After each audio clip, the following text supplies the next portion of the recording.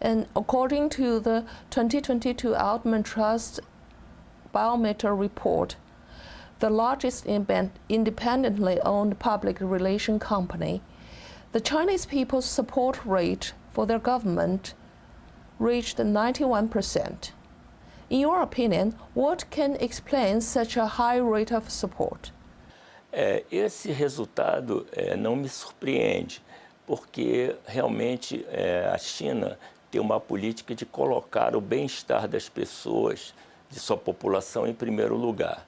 Então, o que ocorre é que a população viu não só o processo fantástico de erradicação da pobreza durante esses anos, como também viu que a China foi o primeiro país a se recuperar economicamente depois da pandemia e que, no início da pandemia, o presidente Xi Jinping conclamou o governo, partidos, militares e toda a população para juntos combaterem o vírus.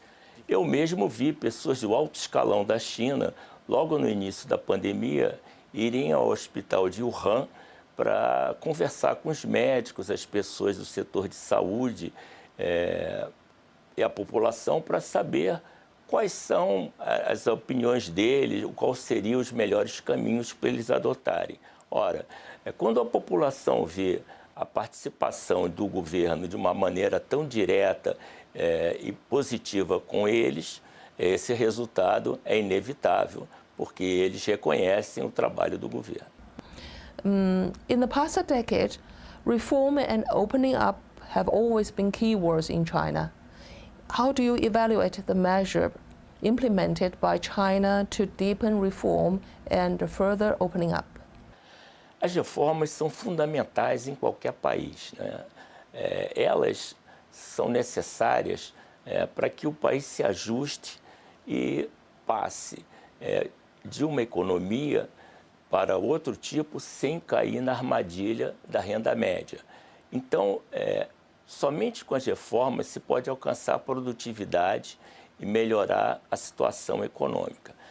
Por isso, o governo da China sempre procura se aprofundar nas reformas. Aí nós estamos falando de reformas da Previdência, da segurança, da saúde, da habitação, de empresas estatais, né, do setor agrícola, de mobilidade urbana. O sistema de abertura também é fundamental. E a China tem feito isso muito bem nos últimos tempos. Porque ela mostra que ela tem planejamento e, com isso, ela tem fundamentos para ter um desenvolvimento econômico muito correto. Os investidores, eles não gostam de incerteza. Incerteza é a pior palavra para eles. Então, se eles não veem uma estrutura onde tenha algo bem planejado e montado, eles tendem a fugir disso. A China também, com o processo de abertura, ela facilitou as relações entre regiões, locais, países vizinhos. E isso é muito importante para ter um maior relacionamento e também conseguir negócios entre ambos. O processo da China também vem acompanhado de mais transparência, redução de burocracia, redução da lista negativa e outras coisas que facilitam mais agora o investimento exterior na China.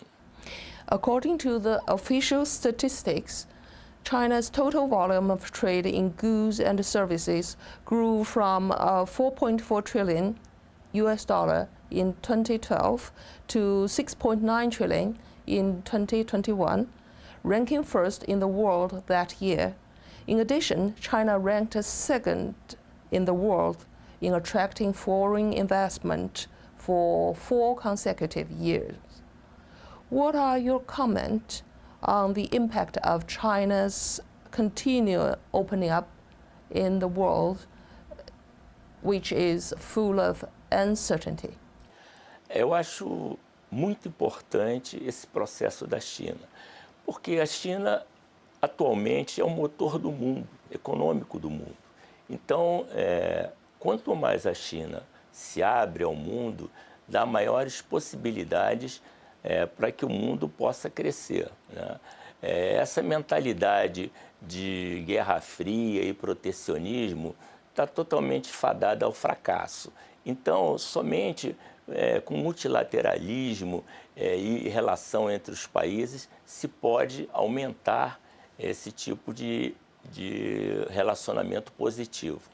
Um exemplo interessante de abertura da China é a feira de importação e exportação feita pela China. É uma feira muito grande, onde os países de menor porte também têm acesso ao mercado e aos produtores chineses. Essa troca de informações é muito importante. Além disso, eles têm também a oportunidade de conhecer outros países.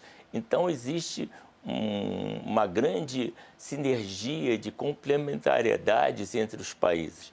Então, a China procura fazer e sabe que o caminho correto é através da abertura, e ela, como a grande player internacional da economia, tende a levar o mundo mais globalizado, mais aberto e mais compartilhado para todos. And what is your assessment of China's role in global governance, such as international security, global development, and climate change? A China tem atuado bastante nessas áreas, né? Na parte de segurança, as características principais da China é sempre manter o diálogo como prioritário em relação às atividades. A China não quer voltar àquela antiga política da Guerra Fria, do protecionismo. É uma política que não serve para ninguém, né? E realmente só o multilateralismo teria condições de avançar em relações melhores na segurança. A parte de desenvolvimento, a China está aberta também a ter maior relação com outros países. E quanto mais ela puder se relacionar com os países, mais capacidade os países mais necessitados vão ter a oportunidade de sair dessa situação. E, finalmente, na área climática, a China tem acompanhado o que tem prometido aos fóruns internacionais em relação à poluição, às outras tarefas e pontos que foram falados pelo presidente Xi Jinping. Ocorre que nem todos os países estão fazendo a mesma coisa, mas a China mantém o seu cronograma, sua determinação, como sempre, no planejamento da China, e eu acho que também pode contribuir bastante para a parte ecológica mundial.